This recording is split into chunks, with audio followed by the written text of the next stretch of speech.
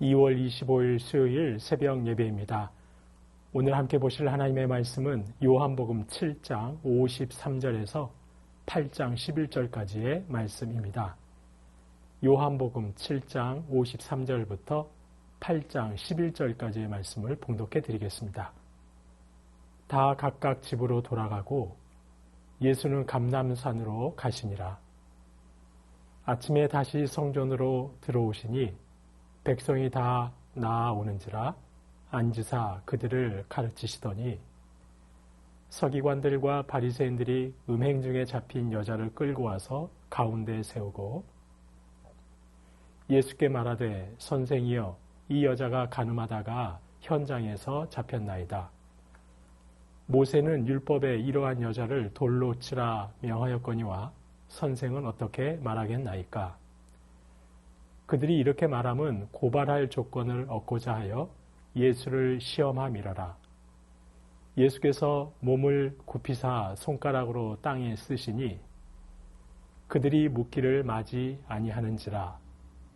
이에 일어나 이르시되 너희 중에 죄 없는 자가 먼저 돌로 치라 하시고 다시 몸을 굽혀 손가락으로 땅에 쓰시니 그들이 이 말씀을 듣고 양심의 가책을 느껴 어른으로 시작하여 젊은이까지 하나씩 나가고 오직 예수와 그 가운데 섰는 여자만 남았더라. 예수께서 일어나사 여자 외에 아무도 없는 것을 보시고 이르시되 여자여 너를 고발하던 그들이 어디 있느냐? 너를 정죄한 자가 없느냐? 대답하되 주여 없나이다. 예수께서 이르시되 나도 너를 정죄하지 아니하노니 가서 다시는 죄를 범하지 말라 하시니라. 아멘. 예수님께서 백성들을 가르치고 계셨습니다. 그런데 그때 서기관들과 바리새인들이 간음하다 현장에서 붙잡힌 여인을 예수님께 끌고 왔습니다. 저희에게 익숙한 본문의 말씀을 통해 다음과 같은 세 가지 정도를 묵상하고 함께 기도하도록 하겠습니다. 첫째, 저희는 하나님의 말씀을 가지고 누군가를 고발하고 누군가를 정죄하는 도구로 삼지 말아야 한다는 것입니다. 대신 말씀을 나를 하나님의 사람으로 다듬어가는 도구로 삼아야 한다는 것입니다. 서기관들과 바리새인들은 기득권자들이었습니다. 그들은 정치와 종교가 분리되지 않은 유대 사회에서 정치, 경제, 사회의 기득권자들이었습니다. 그런데 그들의 기득권을 위협하는 예수라는 자가 난데없이 나타난 것입니다. 사람들이 점점 예수님을 메시아로 믿기 시작한 것입니다. 예수님을 메시아로 생각하는 수가 갈수록 많아졌던 것입니다. 유대인들의 관심이 자신들이 아니라 예수님에게 향하는 것이 못마땅했던 것입니다. 자신들의 기득권을 상실할까 염려했던 것입니다. 이에 그들은 예수님을 고발하려 합니다. 율법에 따르면 음행한 여인은 돌로 쳐서 죽일 수 있습니다.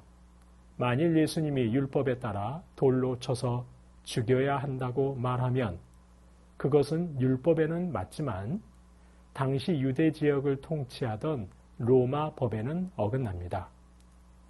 엄연한 로마의 식민지인 유대 땅에서 로마의 허락 없이 누군가를 사형에 처하는 것은 불법입니다. 예수님이 만약 율법대로 처리하는 것이 맞다고 말하면 서기관들과 바리새인들은 예수님을 로마법에 고발할 것입니다. 반대로 돌로 쳐서 죽이는 것에 반대하면 로마법에 맡겨야 한다고 말하면 율법을 무시하는 것이 되고 맙니다. 그러면 서기관들과 바리새인들은 예수님이 율법을 어긴다고 비난하고 유대 군중들의 정서에 고발할 것입니다. 예수님이 어떤 결정을 내리든 서기관들과 바리새인들은 예수님을 고발할 근거를 손에 쥐게 되는 것입니다.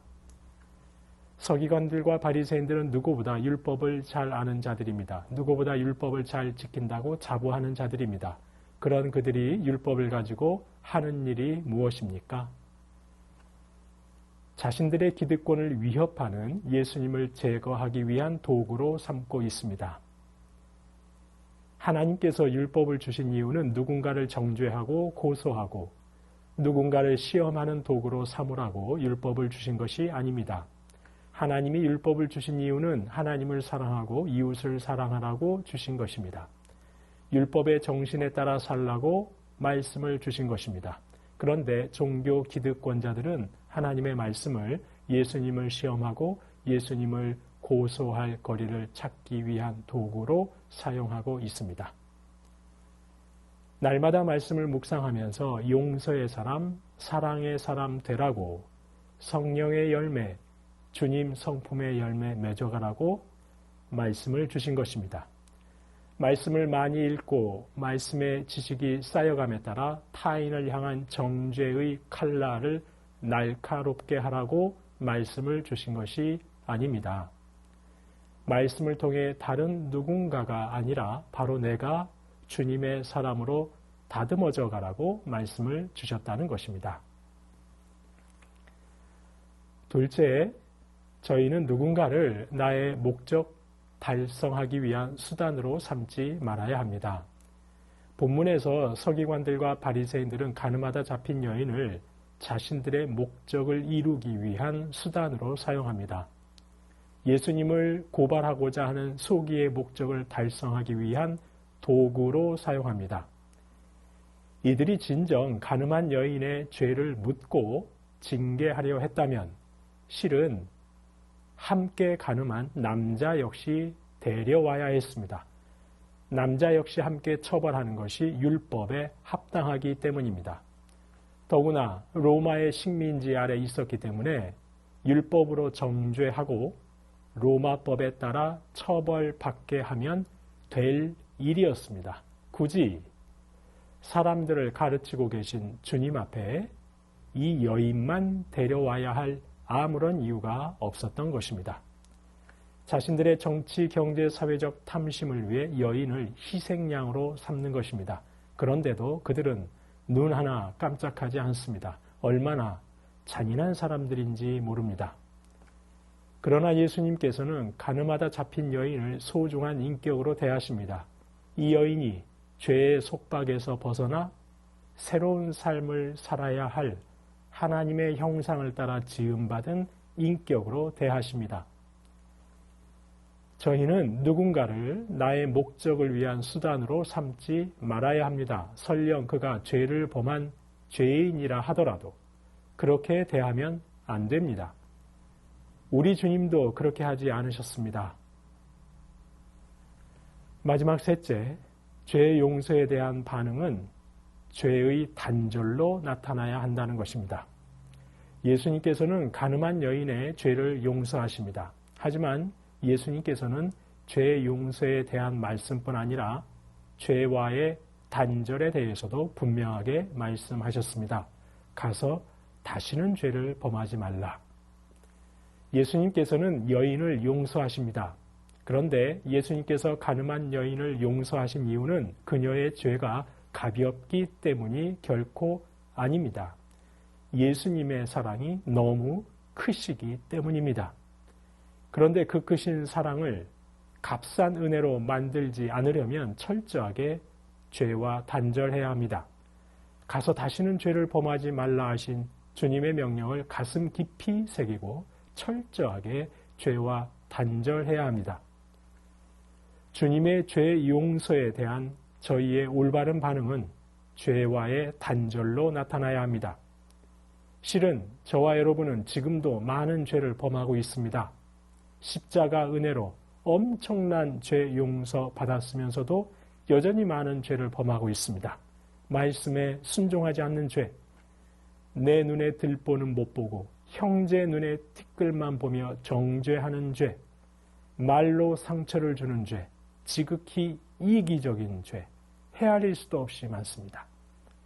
그런데 이렇게 죄와의 단절을 못하면 십자가 그 크신 사랑을 값싼 은혜로 만들어버리고 마는 것입니다. 성도님 여러분, 하나님께서 저와 여러분에게 말씀을 주신 이유는 말씀을 가지고 다른 사람 시험하고 다른 사람 고발하고 다른 사람 정죄하라고 말씀을 주신 것이 아닙니다. 내가 하나님의 사람으로 다듬어져 가라고 말씀을 주신 것입니다.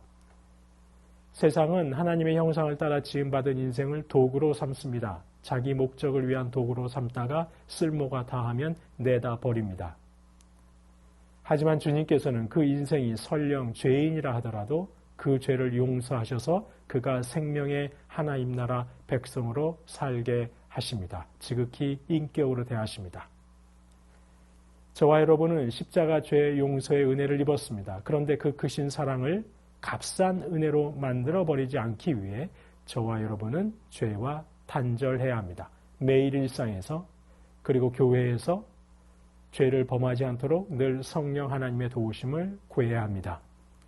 부디 저와 여러분이 말씀의 지식이 쌓여감에 따라 타인을 향한 정죄의 칼날이 날카로워지는 것이 아니라 말씀으로 나 자신을 주님의 사람으로 다듬어 가실 수 있기를 간절히 소망합니다. 누군가를 대할 때 내 목적 달성을 위한 도구로 대하는 것이 아니라 하나님 형상을 따라 지음받은 인격으로 대하실 수 있기를 소망합니다. 아울러 십자가 그 크신 사랑을 값싼 은혜로 만들어버리지 않기 위해 죄와는 단절해 가실 수 있기를 주님의 이름으로 축원합니다. 주신 말씀 기억하며 기도하겠습니다. 말씀으로 타인을 시험하고 정죄하기보다 나를 주님의 사람으로 다듬어가게 하옵소서. 누군가를 목적 달성을 위한 도구가 아니라 하나님 형상 따라 지음받은 인격으로 대하게 하옵소서.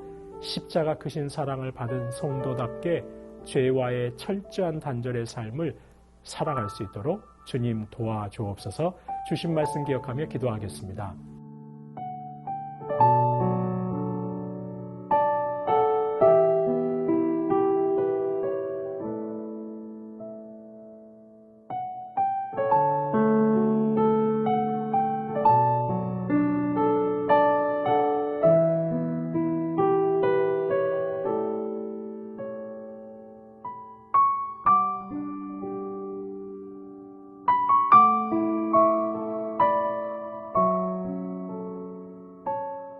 나라와 열방을 위해서 기도합니다. 출발선이 다른 인생도 소망을 품을 수 있는 사랑과 정의의 하나님 나라 되게 하옵소서. 제국의 위정자들과 열방의 위정자들이 하나님을 경외하여 전쟁과 폭정은 그치게 하옵소서. 나라와 열방을 위해서 기도하겠습니다.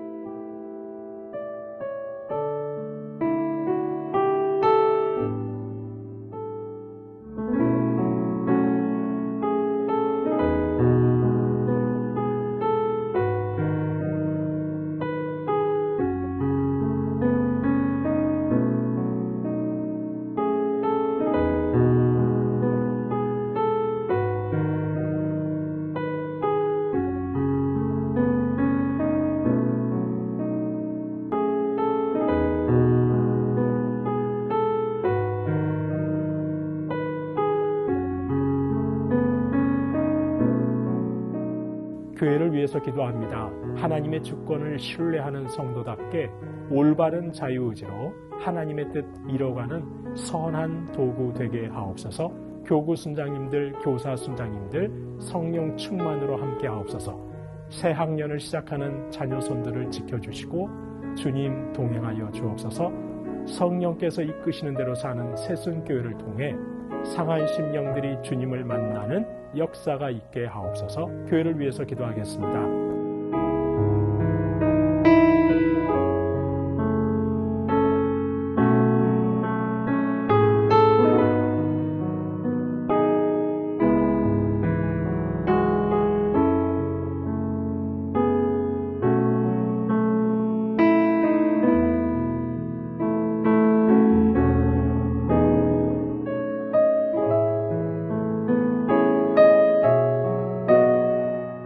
선교사님과 환우분들 위해서 기도합니다. 아이국의 오세날 강복의 선교사님, 주님의 사랑으로 건강하게 맡겨주신 사명 감당하며 믿음의 경주를 잘하는 삶과 사역되게 하옵소서. 음악 사역을 통해 복음이 전해지게 하옵소서. 안미랄 박열매 선교사님의 셋째 승호, 수술 계획했던 대로 잘 진행되었습니다. 이제 3, 4일 정도 중환자실에서 회복 상황을 보고 일반 병실로 옮길 계획입니다. 심장과 모든 기능들이 잘 회복할 수 있도록 인도하옵소서. 박가순 권사님, 폐와 기관지에 전염된 암의 발원지를 속히 정확하게 찾아서 온전한 치료가 이루어지게 하시고 권사님에게 회복과 평강을 주옵소서. 박준석 집사님의 어머니 김옥순 권사님, 백혈병으로 투병 중입니다. 주님의 특별한 보살핌 속에서 육체의 통증이 잦아들게 하시고 마음의 평강을 얻게 하옵소서. 주님의 능력으로 다시 일어설 새 힘을 얻게 하옵소서. 양금숙 집사님, 췌장암이 재발하여 항암을 시작하셨습니다. 잘 견디고 이겨내도록 도우시고 항암을 통해 깨끗하게 치료되게 하옵소서. 조정순 권사님의 남편 백형호님, 뇌출혈 후유증으로 식사를 하지 못하고 균형을 잡지 못합니다.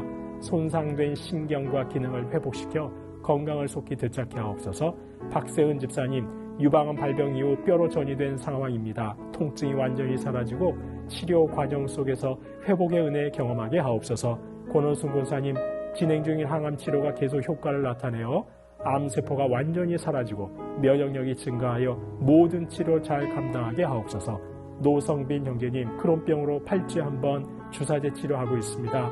부작용 생기지 않도록 보호해 주시고 소장의 모든 염증은 깨끗하게 사라지게 하옵소서. 이외에도 항암 중에 계신 분들, 수술 받으시고 또 시술 받으시고 회복 중에 계신 분들, 오랫동안 투병 중에 계신 분들, 마음이 아파서 간절히 기도하고 또한 자녀가 아파서 기도하고 있는 가정들, 하나님께서 찾아가셔서 위로해 주시고 회복시켜 달라고 마지막으로 선교사님과 환우분들 위해서 함께 기도하겠습니다.